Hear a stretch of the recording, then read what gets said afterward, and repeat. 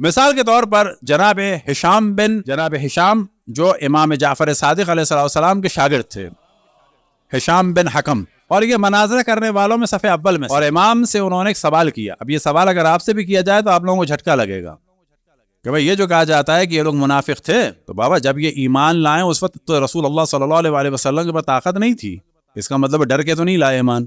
اچھا، اور مال بھی ختم ہو گیا تھا، اس کا مطلب ہے مال کے چکر میں بھی نہیں لائے ایمان۔ یہ اعتراض کیا تھا کسی نے جناب ہشام بن حکم سے کہ آپ جو ان لوگوں کو منافق کہتے ہیں تو یہ کیا مال کی وجہ سے آئے؟ تو مال تو ختم ہو گیا تھا۔ خوف کی وجہ سے آئے تو خوف تو تھا نہیں۔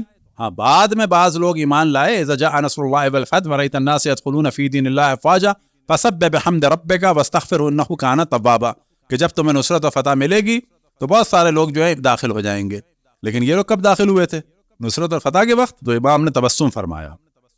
اور یہاں سے جاننا ہوگا کہ اگر آپ تھوڑا بہت جانتے ہیں ورقہ ابن نوفل کو، جو حضرت خدیجہ کے چچا زاد بھائی، مکہ مدینہ میں جو کلچرڈ لوگ مانے جاتے تھے وہ عیسائی اور یہودی تھے، اور یہ عیسائی اور یہودی جو مائیگریٹ کر کے آئے تھے اس پورے خطے میں، یہ لوگ انتظار کر رہے تھے ایک نبی کا، اور وہ نبی جو ہے وہ حضرت ابراہیم کی نسل سے ہوگا۔ یہ ان کو پتا تھا حضرت ابراہیم کی نسل سے ہوگا۔ لیکن سارا پرابلم کب ہوا کہ جب وہ نبی حضرت ابراہیم کی نسل سے تو تھے لیکن اسحاقی نہیں تھے، اور شجرے کے اعتبار سے کیا تھے؟ اسماعیلی تھے۔ اسماعیلی نہیں ہے کہ فرقہ اسماعیلی، جب کہتے ہیں وہ لوگ اسحاق، حضرت اسحاق کی نسل سے، یہ حضرت اسماعیل کی نسل سے، حضرت اسحاق کی نسل سے پھر حضرت یعقوب کا لقب تھا اسرائیل، تو پھر اس کے بعد کہتے ہیں چلڈرن آف اسرائیل یا بنی اسرائیل۔ تو یہ نبی بنی اسرائیل میں سے نہیں، ان کے لیے ایک غیر بنی اسرائیل نبی کو ماننا ممکن نہیں تھا،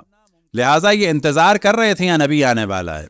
اس نبی کی صفات کو بھی جانتے تھے، اس نبی کی صفات کو بھی ڈسکس کرتے تھے۔ جناب خدیجہ کے چچا زاد بھائی مسیحی ہو چکے تھے اور وہ بھی انتظار کر رہے تھے، عیسائی بھی کر رہے تھے، یہودی بھی کر رہے تھے۔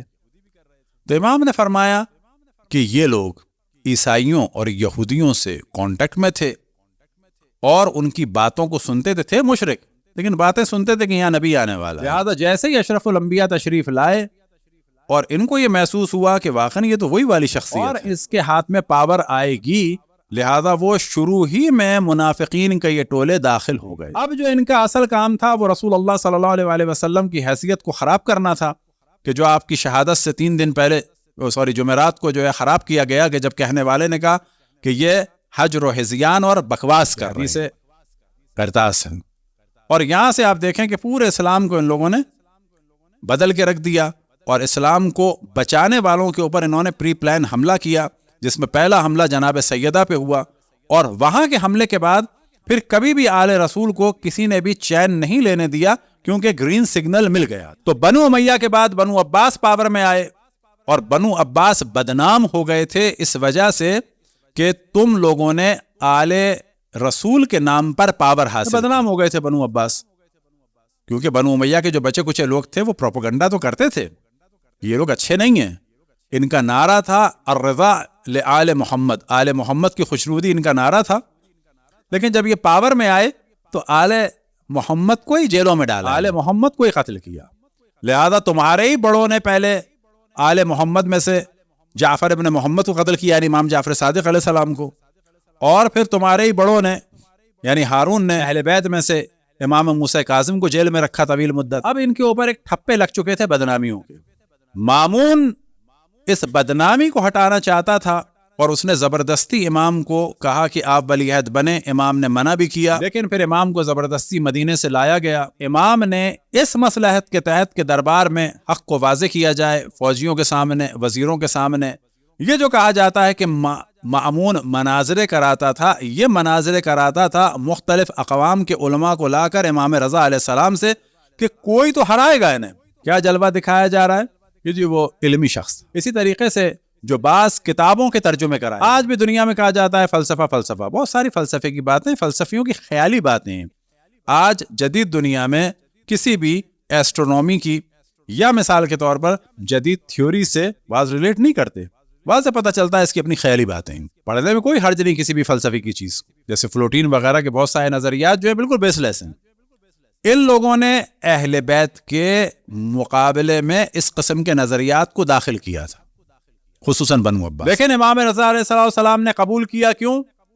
کہ جب مناظرے ہوں گے تو جتنے خواص بیٹھیں ان کے نزدیک حقائق واضح ہو جائیں گے کہ حجت خدا اصل میں ہے. یہ اہم وجہ تھی کہ امام رضا علیہ السلام کو لایا گیا، اور لانے کے بعد جب دیکھا کہ کام نہیں چل پا رہا کیونکہ امام ہر جگہ غالب تھے، اور پھر امام نے واضح اعلان کر دیا تھا کہ جب ان کا اعلان کیا گیا ولایت عہدی کا، تو امام نے فرمایا کہ میں کسی کو کسی منصب پر فائز بھی نہیں کروں گا، تاکہ کسی کے ذہن میں یہ آئے کہ فلانا وزیر جو کر رہا ہے وہ امام نے کیا ہے، اور نہ کسی کو کسی عہدے سے ہٹاؤں گا. کسی بھی حکومت کے کام میں میرا کوئی دخل نہیں ہوگا. وجہ کیا ہے؟ کہ اس ظلم سے اپنے آپ کو امام الگ کر لیں اور دنیا کو پتہ چل جائے کہ ان کی کوئی رغبت نہیں ہے. اور پھر اسی نشست میں امام نے فرمایا کہ اگر یہ ہمارا حق ہے تم کیوں مجھے ولی عہد بنانا چاہتے ہو؟ اگر یہ ہمارا حق ہے تو تم کیا کر رہے ہو؟ اور اگر تمہارا ہے تو پھر ہمیں کیوں بنانا چاہتے ہو؟ لیکن اصل مسئلہ یہ تھا کہ اپنی بدنامی کو پروپیگنڈا بہت زیادہ تھا. دوسرا کام یہ تھا کہ مامون نے اپنے بھائی امین کو قتل کر دیا. اول الامر ہارون تھا، خدا کی لعنت اس پہ. ہارون نے جاتے جاتے اس مملکت کو ڈیوائیڈ کر دیا تھا 2 حصوں میں. ایک بیوی اس کی ایرانی تھی، اس سے مامون تھا. ایک بیوی اس کی عرب تھی، اس سے امین تھا. عربوں والا علاقہ امین کو دے دیا، ادھر والا علاقہ مامون کو دے دیا. بعد میں دونوں کی لڑائی ہوئی.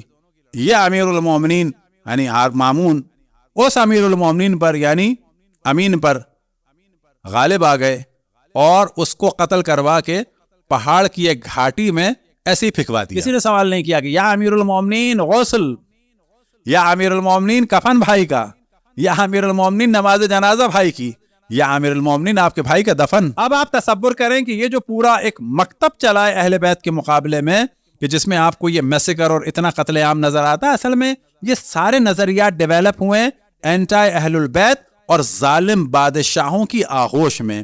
اس طریقے سے آپ ریڈ کریں گے تو آپ دیکھیں کہ بابا یہ والا اسلام واقعا خطرناک. اور یہ بھی یاد رکھیں کہ بعض دفعہ لوگ کہتے ہیں کہ ادیان تلوار سے پھیلے، یہ بات ایک حد تک غلط نہیں ہے. یہ جو آپ دیکھتے ہیں کہ اس یوکرین وغیرہ کے علاقے میں یہودی ہیں، وہاں پر ایک اصل میں یہودی بادشاہ آیا تھا، اس نے اپنا کام کیا. یہ جو کانسٹنٹینوپل اور پورے اس علاقے میں آپ رومن امپائر میں دیکھتے ہیں عیسائیت پھیلی ہے، وہ عیسائی بادشاہوں نے پھیلائی ہے. اور یہ جو آپ دیکھتے ہیں کہ اس علاقے میں مسلمان پھیلے، وہ مسلمان بادشاہوں نے پھیلائی ہے. تو ایک حد تک یاد رکھیں کہ آپ بھی سوچیں گے کہ مولوی اتنی کھل کے بات کر رہے ہیں، یہ اکثر ادیان تلوار سے ہی پھیلے ہیں. لیکن یہ کہنا کہ اسلام تلوار سے پھیلا ہے، ہاں تو یہ والا ہے. کون سا اسلام؟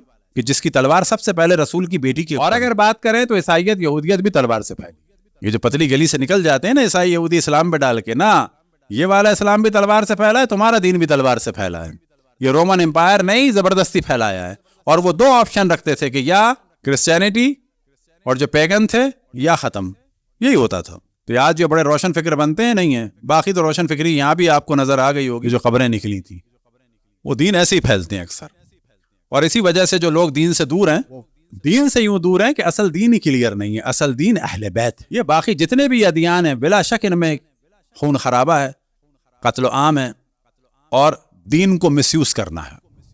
چاہے وہ اسلام ہو یہ والا نام نہاد، چاہے مسیحیت ہو، چاہے یہودیت ہو، چاہے کوئی اور ہو. صلوات پڑھیں پر محمد و آل محمد.